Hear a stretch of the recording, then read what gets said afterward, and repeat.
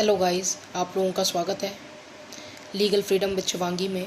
आज मैं आपको एक्सप्लेन करने वाली हूँ सेक्शन 304 और सेक्शन 304 ए, क्योंकि सेक्शन 304 ए और 304 बी दोनों के दोनों एक तरीके से देखा जाए तो सेक्शन 304 का ही पार्ट है। और जब हम सेक्शन 304 की बात करते हैं तो उसमें आता है पनिशमेंट फॉर कल्पेबल होमिसाइड। मैंने अपने पिछले वीडियो में आपको ये बात बताई थी कि बेसिकली कल्पेबल होमिसाइड में और मर्डर में क्या फ़र्क होता है। तो अगर हम देखें कल्पेबल होमिसाइड के लिए जब वो पनिशमेंट की बात करते हैं तो उसमें वो ये कहते हैं कि ज़्यादा से ज़्यादा 10 साल और फ़ाइन, या फिर दोनों, यानी कि फ़ाइन भी लग सकता है और 10 साल की सज़ा भी हो सकती है। वहीं पर अगर हम मर्डर की सज़ा की बात करेंगे जो कि सेक्शन 302 में आता है, उसमें वो कहते हैं कि लाइफ इम्प्रिजनमेंट यानी आजीवन कारावास, या फिर 10 साल तक की सज़ा, या फिर फ़ाइन, या फिर दोनों।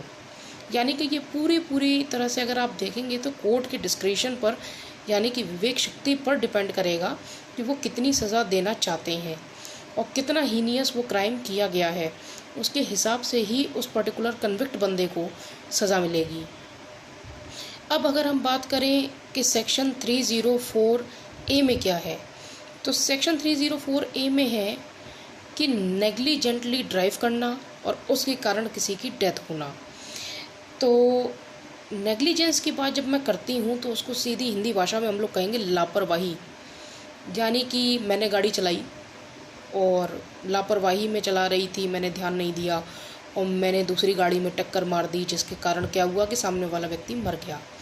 या फिर मैं रैश ड्राइव कर रही थी। रैश ड्राइव का मतलब मेरे ख्याल से आपको समझाने की ज़रूरत नहीं है। रैश ड्राइव का मतलब ये होता है कि एक तो स्पीड में चला रहे हैं, कहीं भी कट दे रहे हैं, ट्रैफिक रूल्स फॉलो नहीं कर रहे हैं और उसके कारण अगर किसी बंदे की डेथ हो जाती है तो ये भी एक तरीके से क्या हो जाता है, नेग्लिजेंस। और इसके कारण अगर किसी व्यक्ति की डेथ होती है और ख़ास तौर से गाड़ी से होती है तो वो कवर करेगा सेक्शन 304 ए। अब हम इसमें बात करें कि सज़ा कितनी है, तो 2 साल तक की इसमें सज़ा है और इसके अलावा फ़ाइन है। लेकिन इसके अंदर एक स्पेशल पॉइंट बोला गया है कि रैश और नेग्लिजेंटली ड्राइविंग के कारण डेथ होती है, लेकिन पर वो कल्पेबल होमिसाइड नहीं होना चाहिए। तो जब वो बात करते हैं कल्पेबल होमिसाइड की, तो मैंने आपको अपनी पिछली वीडियो में बताया था कि कौन कौन से ऐसे 5 अपवाद यानी कौन कौन से ऐसे 5 एक्सेप्शंस हैं जिनके बेस पर हम लोग ये डिसाइड करेंगे कि वो कल्पेबल होमिसाइड है या मर्डर है। तो आप जब उस वीडियो को देखेंगे आपको क्लियरली समझ में आएगा कि कैसे वो कल्पेबल होमिसाइड नहीं होना चाहिए।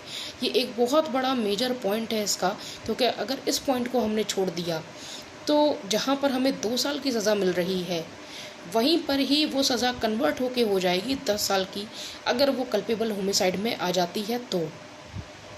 अब दूसरी चीज़ एक और सबसे बड़ी क्या है कि अगर हमारे को सज़ा मिली केवल 2 साल तक की तो बेसिकली वो बेलेबल होती है, और अगर बेलेबल है तो आपको जेल जाने की ज़रूरत नहीं पड़ेगी, कहिए आपको पहले ही बेल मिल जाए। तो हम लोगों को इस चीज़ पर ध्यान देना बहुत ज़्यादा ज़रूरी होता है। अब इसको एक बार आप लोग अपने लेवल पर देखिएगा, समझिएगा और फिर बताइएगा। अगर कोई प्रॉब्लम आती है तो आप कमेंट करिए, I will definitely explain you. Thank you.